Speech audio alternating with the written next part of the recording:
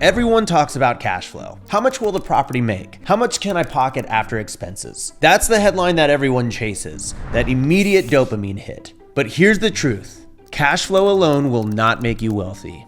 What? Because the real magic, it's happening quietly behind the scenes, driven by 3 other powerful forces that are compounding together with cash flow that will blow the doors off your net worth. Now, when we talk about real estate, most people think about the rent coming in, but the wealthy understand something deeper. They know about appreciation, debt pay down on your loan, and those juicy tax benefits. These are the silent engines the ultra rich quietly rely on. They're not thinking about a couple $100 every month. They're thinking about how every dollar of appreciation, every dollar of principal pay down, and every dollar not sent to the IRS compounds into something far, far bigger. If episode 1 taught you how the wealthy play by a different set of rules, and episode 2 showed you how they borrow against their assets instead of selling them so that they can avoid paying taxes, then this episode is where it all comes together and you learn exactly how wealth explodes after one rental. This video is part 3 of my series where I teach you this entire system of building wealth. If you want more on this and want to watch the next video in this series, then I highly suggest you go and click right there after, of course, you like and subscribe. Right into the first engine. When people hear rental property, the first question they ask is, how much does it cash flow? And of course, it's a natural question because we all want to make more money. So let's start there. But as we go through the other 3 engines, I hope to show you that there's more to wealth than the cash in your pocket. Your pocket! So dumb. Picture this. You've just closed on your first short-term rental, aka Airbnb, which cost you $500,000 to buy. Now let's say after your mortgage, your insurance, utilities, cleaners, and booking fees, you're left with about $1,500 a month or $18,000 of profit every single year. That is real money. That can pay a car note, chip away at your debt, or cover an epic vacation with your family. But for the truly wealthy, cash flow isn't the finish line. It's the fuel that keeps the lights on while other more powerful engines go to work. Now let's talk about the next engine, appreciation. Over time, your property is going to go up in value. Not dramatically overnight or anything, but steadily year after year. As a matter of fact, historically, real estate grows around 3 to 4% per year on average. So that $500,000 property, at 4%, it's worth $520,000 next year. That's $20,000 in equity that you didn't lift a finger for. Untaxed, unrealized, quietly compounding. And here's where the compounding truly kicks in. The next year, that 4% isn't on the original $500,000.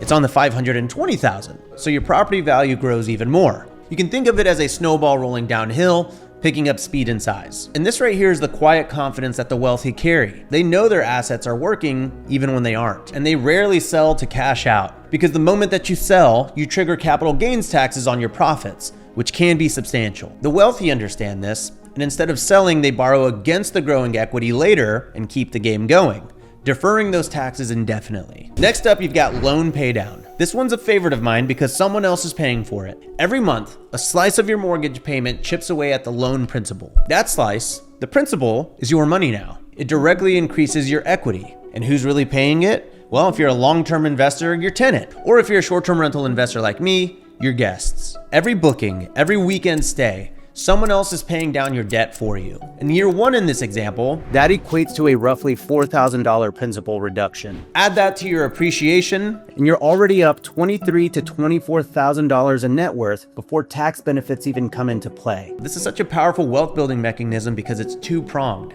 Every single year, you owe less on your house. And every single year, your house is worth more, creating a larger and larger spread of equity over time. Now let's talk about the true supercharger, tax deductions. When you materially participate in the management of your short-term rental, the IRS treats the income you make very similarly to that of an active business. That unlocks very powerful strategies like bonus depreciation. The first video in this series covers this a bit more in depth, but here's how it works in a nutshell. Let's say that you get a cost segregation study done on your $500,000 property. And let's say that that cost segregation study can identify roughly $125,000 of first-year bonus depreciation. Well, that $125,000 is going to create a paper loss, not a real cash loss. And it's incredibly powerful, and here's why. If you make $100,000 at your W-2 job, that $125,000 paper loss can effectively eliminate your entire taxable income for the year. That's an $18,000 to $22,000 tax bill that you would have had that vanishes. Now, technically speaking, this is a deferral, okay? So you're not getting rid of taxes. You are just kicking the tax burden down the road. But the crucial part is that you get to keep the capital today and you get to redeploy it into assets today. And the crazy thing is, this isn't really a loophole. It's just understanding and utilizing the tax code the way it was written for active businesses. And what if those paper losses exceed your income? They carry forward, shielding future years' income. Years?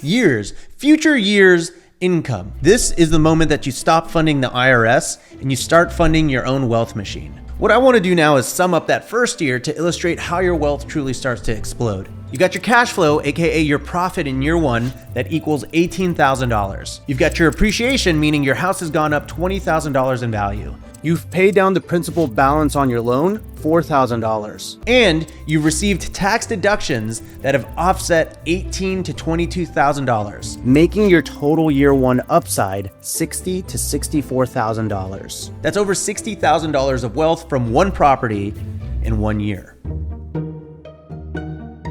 Now let's put this whole concept into a real life example. Meet Sarah. She's an ER nurse making $115,000 a year. She's a hard worker, she's got 2 kids, and she's on a single income. She wanted to build wealth but felt stuck in the same loop. Work hard, pay taxes, save what's left, repeat. Then she bought a $450,000 short-term rental. She put 10% down, or $45,000, using a second home loan, and self-managed it, implementing proper systems and automations. And critically, she was able to materially participate by managing it for 100 hours and more than anyone else. Year one, her property grossed $75,000. After expenses, she cleared about $18,000 in cash flow. But the real impact came at tax time. Her CPA advised her to get a cost segregation report from strcostseg.com. She found that her property qualified for $120,000 of bonus depreciation. Sarah sat in that office as her CPA explained that she could use those paper losses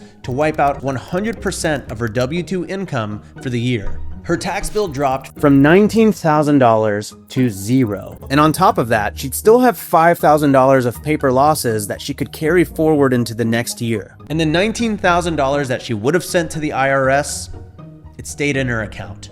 She drove home from that meeting in disbelief because for years, she thought that wealth meant saving harder and living smaller. But now she realized that she could build it faster, not by cutting lattes, but by learning the rules that wealthy people use to build wealth. That $19,000 in tax savings plus her $18,000 in cash flow became the majority of the down payment for property number 2 the very next spring. She scraped together another $8,000 in savings to round out a $45,000 down payment on her next $450,000 property. So instead of saving for 3 to 5 years, she cut her time in half. She didn't have to wait. She just used the system the way it was written. By year 2, Sarah now owned 2 properties, generating $150,000 in gross income and around $36,000 in free cash flow, while unlocking another $110,000 in bonus depreciation from the new property. Her tax bill?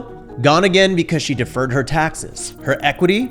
Up about $65,000 across both homes over 2 years. A mix of appreciation and loan paydown quietly compounding in the background. And if you're keeping up with the math, you can probably see where this is going. Because by year 3, Sarah's cash flow and tax savings are already setting her up for the next down payment. And that's how the zero tax snowball starts. And once it gets rolling, that's when things change completely.